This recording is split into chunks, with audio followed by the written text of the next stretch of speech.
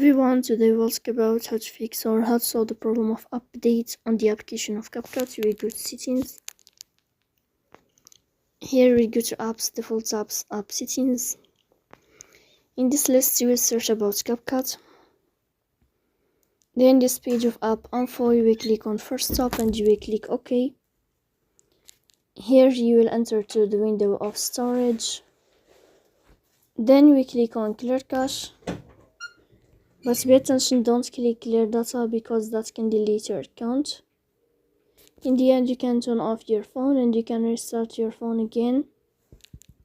So please don't forget to support us, bell icon, subscribe.